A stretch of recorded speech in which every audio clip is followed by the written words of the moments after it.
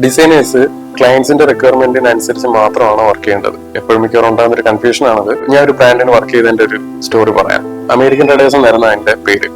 ഒരു ക്ലോത്തിങ് ബ്രാൻഡാണ് അത്. നമുക്ക് വന്ന വർക്കല്ല, ഒരു വേറൊരു ഏജൻസി നമുക്ക് ഫോർവേഡ് ചെയ്ത് വർക്ക്. അപ്പോൾ അവരുടെ ക്ലയൻസിന്റെ റിക്വയർമെന്റ് എന്ന് പറയുന്നത് അതിനകത്തൊരു കൗബോയ് വേണം, ഒരു ഹോഴ്സ് റൈഡിങ് സെറ്റപ്പ് ആയിരിക്കണം.